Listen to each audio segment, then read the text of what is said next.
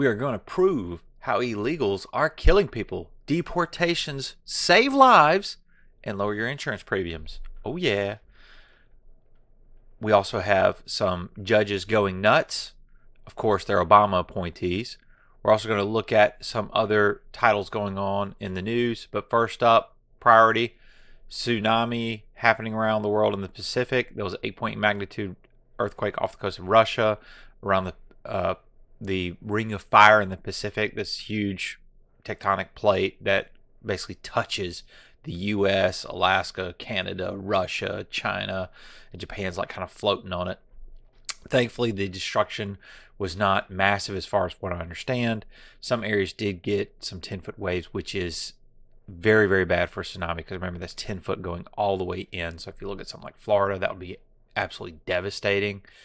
Thankfully, a lot of the areas around there are pretty rocky and mountainous, so hopefully the destruction is not too bad, at least from the initial reports that I've seen. And Hawaii got like a 3-foot tsunami, which is still bad, but again, it is a volcanic island, so a lot of their elevation hopefully protected them. Japan's another one. I think they saw around 10 inches or so. So thankfully, the destruction has been kept pretty minimum. Don't know exactly what's happening around the area where the earthquake happened, because 8.8 is like the finger of God. Just so prayers for those people affected in those areas. With that, let's get in the news. Judges are again ignoring SCOTUS. SCOTUS put out a ruling earlier basically stating that judges cannot do national injunctions without a class action lawsuit. They're still ignoring it. So my question to everybody out there, what do you do when a judge ignores SCOTUS and the rule of law? I believe they should be charged with some sort of penalty, I would think. Federal judge blocks the big beautiful bill's Medicaid cuts to Planned Parenthood. Remember, they're blocking not just the executive branch, but they're now blocking the legislative. Why? Because they feel like it.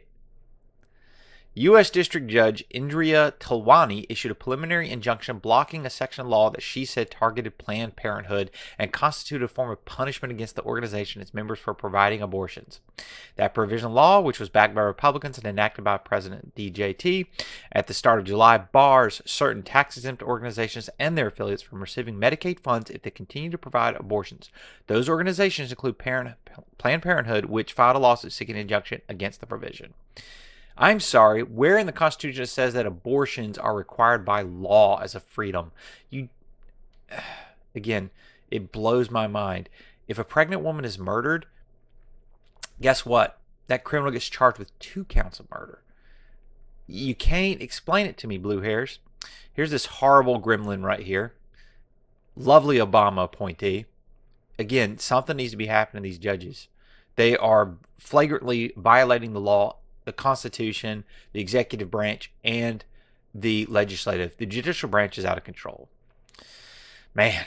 And then, of course, we've got the blue states just going nuts, wanting to continue to funnel money out of your pockets and putting it into illegals. Why? Because that allows them to violate the Constitution, grow their voter base, and essentially grow the rolls for electoral votes and control. It's what they do. 21 states sued to block the USDA from collecting SNAP data. Now, why would they want to do that? 21 states in the D.C. sued the U.S. Department of Agriculture over its efforts to make states hand over personal data of SNAP beneficiaries, according to a July 20th lawsuit filed by the D.C. for the Northern District of California and San Francisco Division. The lawsuit stems from a March 20th executive order signed by DJT asking agency heads to take actions to ensure that federal government has unfettered access to comprehensive data from all state programs that receive federal funding. If it's purely state funding, fine. That's the state. You want to give it to illegals? That's fine. Federal funding goes to citizens, but they don't like that because they're violating the rule of law. They're taking federal funds and they're giving it to illegals. USDA said it intends to use the collected data to ensure the integrity of the SNAP program, including by verifying the eligibility of benefit recipients. This Trump administration is pushing ahead with its efforts to deport illegal immigrants from the country, including eliminating federal benefits to such people. SNAP data collected by the federal government is expected to ensure that Americans need receive assistance while at the same time safeguarding taxpayer dollars from abuse. Well, duh. So again, who do they love? They don't love you. They love the illegals. Guess who they've been catching? And this is just blows my mind with what's going on in New York. Mayor Adams have flip-flopped on, initially he came out and was like, whoa, these illegals have got to go. It's draining our entire infrastructure. The left came after him. The Democratic apparatus just tried to lambast him and get him, what was it, $3,000 to $5,000 where somebody donated that was a Ukrainian or something, try to say, oh, he's laundering foreign. It's because he did not toe the party line, and they're going to yank him down. But now that he's realized that a lot of these people that are supporting Zohan, he's trying to pull them back by saying, okay, we're okay with being a sanctuary city now, even though he initially was against it. He has now flip-flopped on that. Why? Because he's trying to get reelected, and he's being a dummy. The number of New York City ICE detainers jumps more than 400% under Trump. With more than 6,000 detainers issued in New York City, the Immigration Customs Enforcement Agency under Trump administration's targeting of criminal illegal immigrants, as well as on its way to surpassing the number detained during the entire Biden administration. DHS in a July 23rd statement said, since January 20th, President Donald Trump took office, ICE has issued 6,025 detainers in New York City, according to the statement. To put this into perspective, during the entire Biden administration, ICE only issued 9,472. Makes you wonder how many they ignored. However, DHS said that New York City, being a sanctuary city, forbids local law enforcement from assisting federal authorities on immigration issues, even refusing to assist with criminal arrest warrants. Supremacy Clause says what? The agency said that despite the 6,025 detainers issued by DHS this year, New York City has just honored a handful. You might be saying to yourself, well, I'm sure they're just petty offenses. No, they're not. They're not. They're rapes. They're murders. They're violent assaults.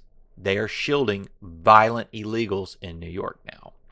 Attacks against ICE personnel have spiked 830%. This is up 300% from just a month ago. And blaming the higher violence on anti-ICE rhetoric and comments from sanctuary politicians and their reckless politicians. So 70% of all these detainers that are being, these arrests are calling for are criminals. So they're already criminals with the detainer being issued. The other 30% are people who have now committed crimes. So all this, oh, they're taking people out of schools. Oh, they're waiting for them out of churches. Oh, they're getting them out of the... Yeah, they're getting the criminals off the streets, you blue-haired, left-brained, schizoid. They're criminals. You're supporting criminality. You're supporting rapists. You're supporting child traffickers. Good on you. Looking good? Looking good? Okay. U.S. is suing New York City over sanctuary jurisdiction laws. Need to fight this back. This is great. I hope this goes to Supreme Court. Supreme Court needs to slap all these states and cities down saying that, no, you cannot harbor illegals and protect them. That is a violation of the Supremacy Clause. The U.S. government has commenced a civil lawsuit against the city of New York and its mayor, Eric Adams, calling for the overturning of city bylaws that make the jurisdiction a sanctuary for foreign nationals against the immigration enforcement. And Bondi will win this. DJT has made ending illegal immigration a priority of his administration in the 2024 presidential election. He repeatedly vowed to ban the practice of states and municipalities from refusing to cooperate with ICE in identifying, detaining, and removing illegal immigrants. Not just illegal immigrants, illegal criminal immigrants. New York City has been at the vanguard of interfering with enforcing our immigration laws, wrote Brett Shumate, the U.S. Assistant Attorney General for the Civil Division, who was the lead attorney listed on the complaint. Adams, who was running for re-election in 2025 mayoral race in November, had previously permitted ICE HSI Division to investigate inmates at New York City correctional facilities, specifically Rikers Island. However, he has now reaffirmed the city's sanctuary jurisdiction laws as being necessary for law enforcement. Just pathetic. What a weak man. Now let's get into it. How are illegals killing people? Yes. Yes. Yep, it's true. Auto accidents fall 10% in major cities amid reports of lighter traffic. Back on July 4th, there were screenshots showing people in LA showing the traffic congestion gone. showing pictures at 8 in the morning, 9 in the morning, where there were lanes open in LA that have never been open before. The people who try to debunk it basically said, oh, these were taken out of context. You can't prove the data on that. Well, now we have hardcore data to prove, yep, getting out illegals is freeing up traffic congestion. Leftist rags like Newsweek attempted to debunk the report, citing insurance claims adjuster and LA resident Jason Lemus, who said the level of misinformation about this is nuts. There's been no significant impact to traffic in LA. However, interestingly, is that the number of collisions are down roughly 10% year over year for the period between January 20th and March 14th in both LA and New York City. Whoopsie. What this means is from last year, there were 2,289 collisions, and for the same period, 2,076 in LA. In New York, 46,000, and then for the same period this year, 41,000. Both a decrease of about 10%. Explain that to me. I will show you how many lives have now been saved by deporting illegals.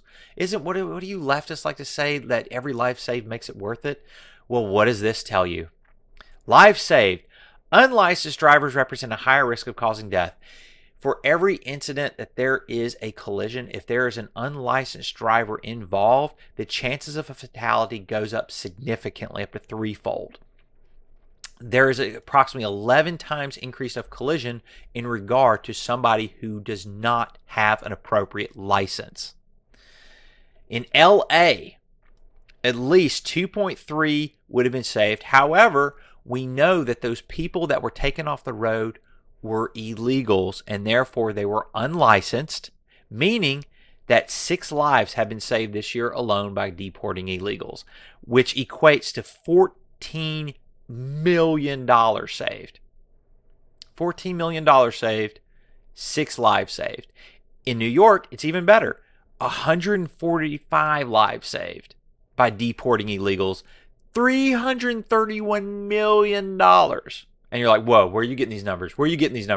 I'm glad you asked. There's a 1.1% fatality rate. However, that triples when an unlicensed driver is involved, because generally they're speeding, they're violating traffic laws, they're going through red lights, they're running over cops. And with that, the average cost is $16,000 for a collision. However, when someone dies in that collision, it goes up to $1.7 million. And you're saying, oh, those numbers are overblown. No. This is from the NHTSA. This is from the DOT. These are numbers you can get readily available, and these are the low-end estimates. If I wanted to blow this out of the water, I would have associated this relative to the cost of New York and LA. This is the national average. If you actually adjust it for New York and LA, these numbers balloon to $30 million for New York, and for LA, it's like $10 million. So again, you want to save money? You want to save lives? Deport illegals. Mouthy out.